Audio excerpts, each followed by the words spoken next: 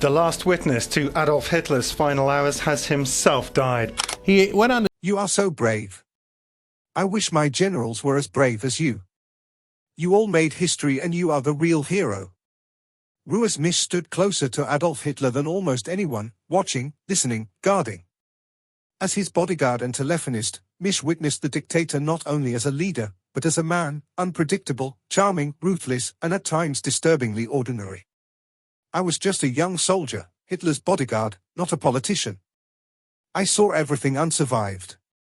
Now, his account peels back the layers of myth and manipulation to expose a Hitler the world has never truly seen. The last witness to Adolf Hitler's final hours has himself died. From secret conversations in the Reich Chancellery to quiet moments in the bunker, Misch's revelations are stunning. This isn't just a look at the monster of history. It's a chilling portrait of the man behind the madness. Music. Entering the Führer's service. Rochus Misch's path into the inner circle of Adolf Hitler's regime was shaped less by ideology than by circumstance. Born in 1917 in what was then Scythia, Misch lost both his parents at an early age and was raised by his grandparents. Like many young men in Germany during the 1930s, he was swept up in the wave of nationalism and joined the SS, the paramilitary wing of the Nazi Party, in 1937. Initially, it was a decision driven more by a desire for security and belonging than by deep political conviction. The SS, for young recruits like Misch, offered a stable future, regular pay, and a sense of identity at a time when Germany was still reeling from the economic collapse of the Weimar Republic and the bitterness of World War I's aftermath. His fortunes changed quickly. In 1938, Misch was selected to join the Leibstandarte SS Adolf Hitler, an elite unit originally formed to serve as Hitler's personal bodyguard. This was no ordinary assignment. The Leibstandarte operated at the highest levels of Nazi command and included only men deemed absolutely loyal to the Führer. Admission required rigorous physical conditioning, unshakable obedience, an unwavering allegiance to the Nazi cause, or at the very least, the ability to convincingly demonstrate those traits. The unit accompanied Hitler during public events, guarded him during private meetings, and maintained an almost constant presence around the top leadership of the Third Reich. By 1940, at just 23 years old, Misch had been pulled into the very core of Hitler's personal security detail, a role that would put him in close contact with one of history's most infamous figures. He eventually became one of only a handful of individuals permitted to move freely within the Führer's various headquarters. As Hitler's bodyguard, courier, and eventually his communications officer, Misch was not just a witness to the regime's final days. He was embedded within its inner sanctum. That close proximity to Hitler would define Misch's entire life and eventually, his legacy. Day-to-day inside Hitler's circle. Rochus Misch was no ordinary personal bodyguard. He worked at the very heart of the Nazi regime, stationed in the private rooms and fortified bunkers where major decisions of World War II were made. His duties went far beyond standing guard. Misch was responsible for maintaining Hitler's private communication systems, securing telephone lines, relaying critical military messages, and operating encrypted radio and telex equipment. His role gave him unique access to some of the most sensitive and secretive aspects of the Nazi war machine. From 1940 until the collapse of the Third Reich in 1945, Misch was present at nearly every one of Hitler's military headquarters. He served at the Reich Chancellery in Berlin, the Berghof in the Bavarian Alps, and most notably the Wolf's Lair in East Prussia, Hitler's main Eastern Front command post. It was there, in July 1944, that he narrowly survived the failed assassination attempt by Colonel Klaus von Stauffenberg, one of the most famous plots against Hitler. Misch witnessed the chaos that followed the explosion and the tightening of Hitler's inner circle in its aftermath. Despite the brutal and far-reaching consequences of the regime he served, Misch insisted after the war that he had no knowledge of the atrocities being carried out across occupied Europe. He claimed he was simply a loyal soldier following orders, unaware of the Holocaust or the inner workings of Nazi extermination policies. Yet his proximity to power cast serious doubt on those claims. Misch was often the first point of contact for breaking reports from the front lines and sat just outside rooms where high-level strategy meetings took place, meetings attended by figures like Heinrich Himmler, Joseph Goebbels, Hermann Göring, and Albert Speer. He watched these men come and go, sometimes in panic, sometimes with icy composure as the tide of war began to turn against Germany. And as Germany spiraled into collapse, that position of silent witness became far more dangerous and complicated. Inside the bunker in Hitler's final days. In April 1945, the once mighty Nazi regime was on the verge of total collapse.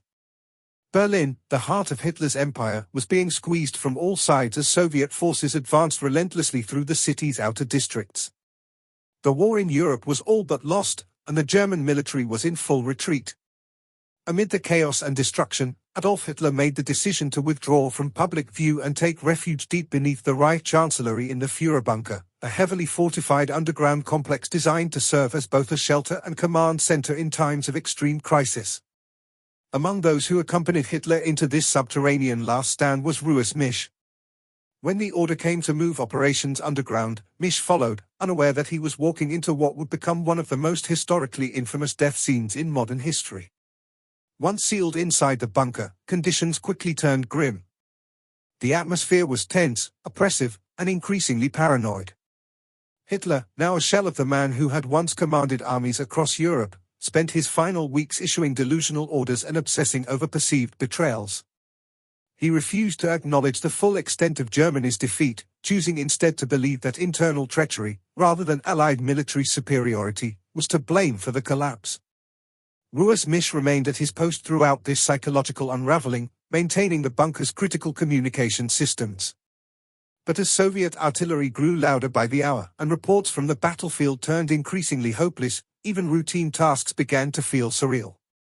The war outside was ending in fire and rubble, but inside the bunker, the Nazi elite clung to their illusions of control, even as their world collapsed around them. By late April, most of the city's defenders were either dead, captured, or in full retreat. Berlin had become a battlefield of desperation, and the bunker itself was now more prison than fortress. Inside, Joseph Goebbels, Hitler's propaganda minister, remained fiercely loyal. So did Martin Bormann, Hitler's private secretary. Not for 1 second did Misch think of abandoning the Führer. But even their determination couldn't mask the truth: the Third Reich was finished. On April 30, 1945, Adolf Hitler and Eva Braun committed suicide inside the Führerbunker. The underground bunker where Adolf Hitler committed suicide. On April 30, 1945, Eva took cyanide. Hitler, according to most accounts, shot himself in the head. Rochus Misch was just a few rooms away when it happened. Shortly afterward, Misch saw the bodies wrapped in blankets and carried past him up the stairs to the garden of the Chancellery. There, in accordance with Hitler's explicit instructions, the corpses were placed in a shallow shell crater, drenched in gasoline, and set on fire. The goal was to prevent the Soviet army from capturing the remains and turning them into a gruesome war trophy. Misch remained underground for another 3 days after Hitler's death. By then, the bunker was eerily quiet, filled with a mix of fear, despair, and resignation. Food was scarce. Ammunition was running out. And above all, they knew the Soviets were closing in. Finally, with no options left and Soviet troops approaching the bunker's outer defenses, Rochus Misch decided to flee. But his escape into Soviet hands was not the end of the story. It was the beginning of nearly a decade in captivity and a lifetime of silence, 9 years of interrogation and isolation. After emerging from the safety of the bunker where he had spent the final days of the Third Reich, Rochus Misch was quickly taken into custody by advancing Soviet forces. Given his position as Adolf Hitler's personal bodyguard and telephone operator, Misch was considered a prisoner of significant interest. Soviet military intelligence viewed him as someone with first-hand knowledge of Hitler's behavior, inner circle, and potentially even undisclosed wartime plans.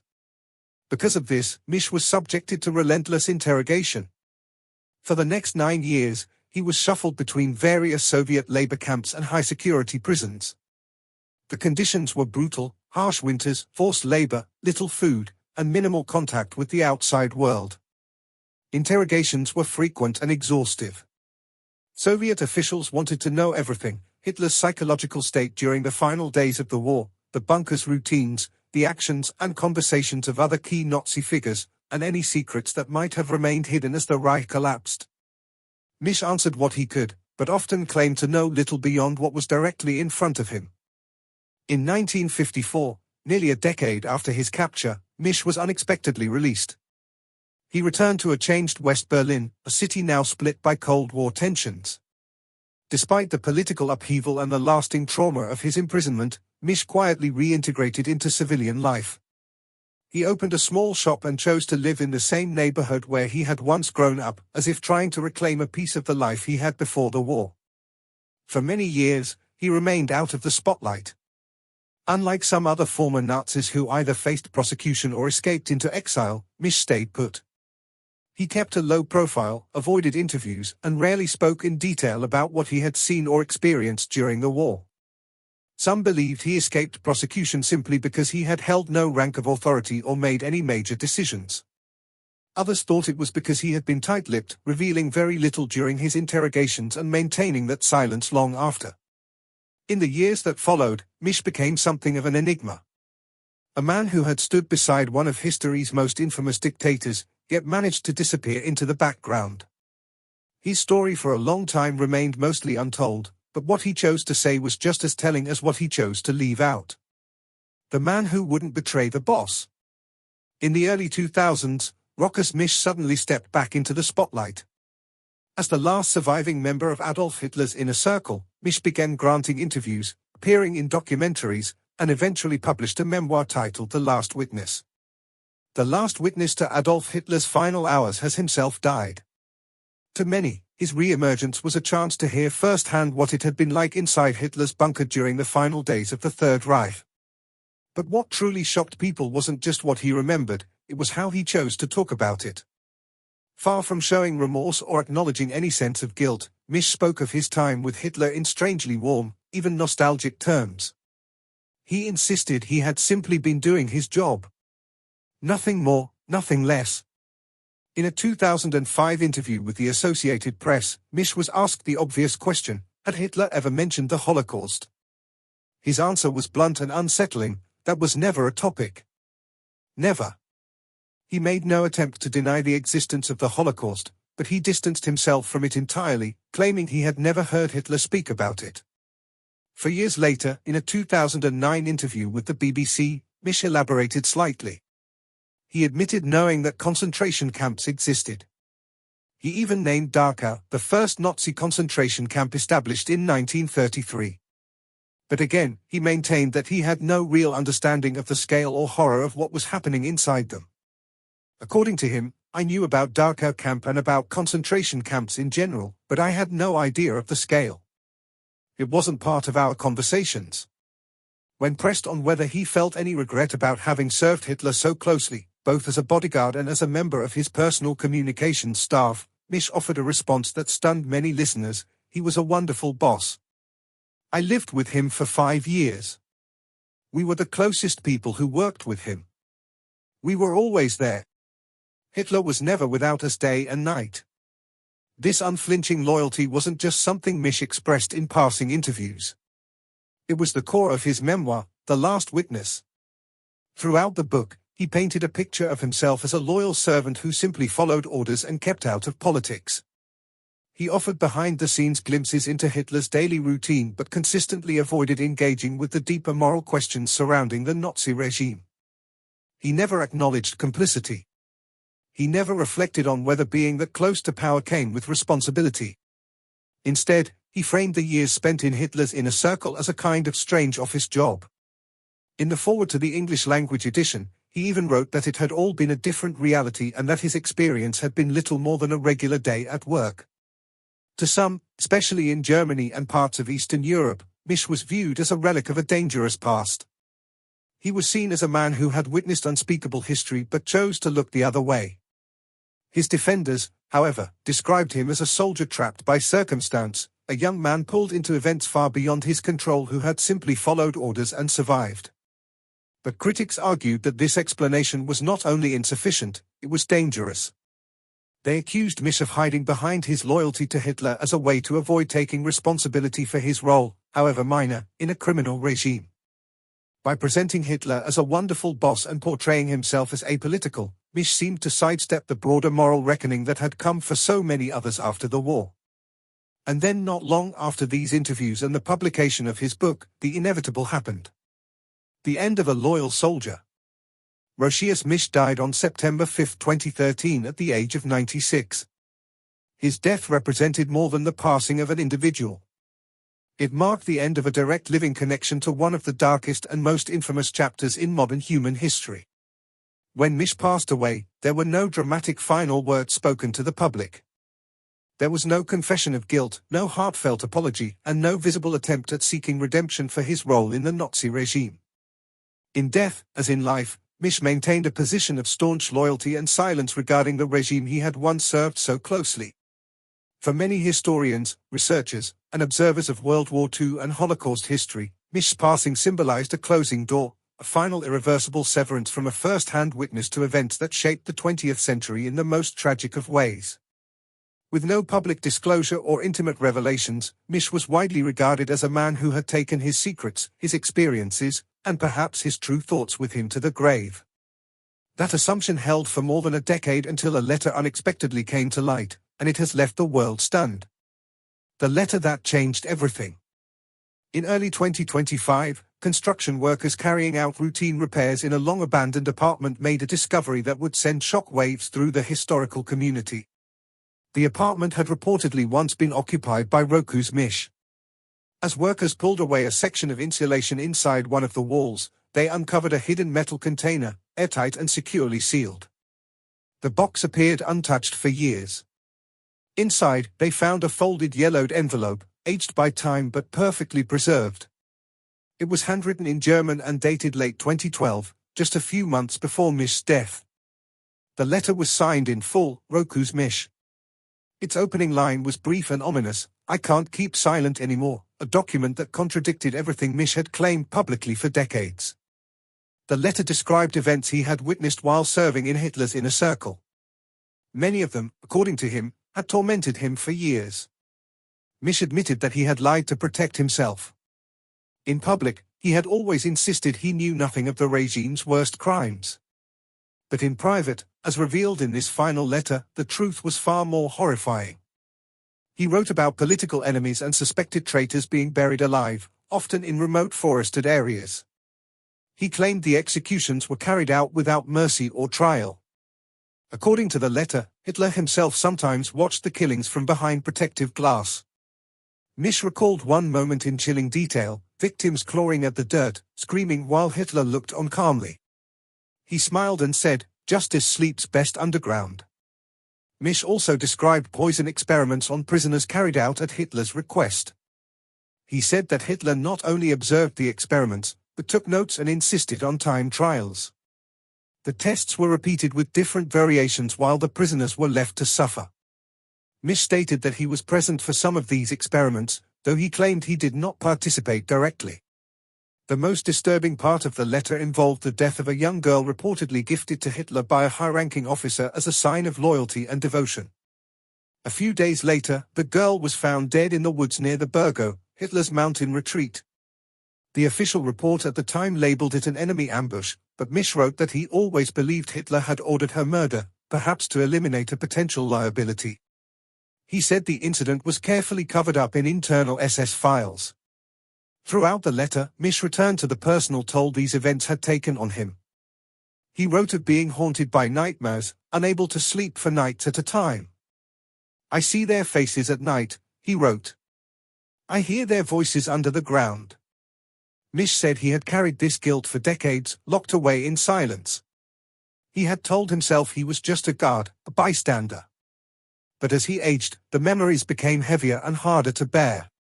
The letter suggests he could no longer reconcile the things he had witnessed with the image he had tried to present to the world. He ended the letter with a stark admission, "I lied to protect myself, but silence is a form of guilt. Let the truth now be known, even if it comes too late." Experts who examined the container and the letter believe it was deliberately hidden in a way that would ensure it remained undiscovered until long after Misch's death. The method of preservation, an airtight seal, insulation, and careful concealment, suggests that Misch wanted the truth to emerge, but only when he was no longer alive to answer for it. What began as a letter in an attic has now become a moral earthquake, one that has forced a re-examination of the last living witness to Hitler's regime. The world grapples with Misch's final words. Although no official statement has yet been made about what the document contains, several sources familiar with its handling have confirmed that serious conversations are now taking place at both federal and state archival institutions. These discussions reportedly focus on three key areas: authenticating the document, accurately translating its contents, and deciding whether or not to release it to the public. The process is expected to be complex and closely watched. Meanwhile, survivors of the Nazi regime as well as Holocaust education advocates have quietly called for complete transparency. They argue that the letter, if verified, could provide critical new insight into Adolf Hitler's behavior and the inner workings of the Third Reich's leadership. According to some experts, the descriptions within the letter could even lead to the discovery of long-hidden documents or unknown individuals who may have witnessed key events. Not everyone agrees on how to proceed. Some historians and analysts have allegedly advised caution, warning that rushing to conclusions without full verification could cause more harm than good. At the same time, a small but vocal group of critics has raised doubts about the circumstances of the letter's discovery. They question the motives of the construction workers who reportedly found the document, suggesting they may be seeking publicity or financial gain.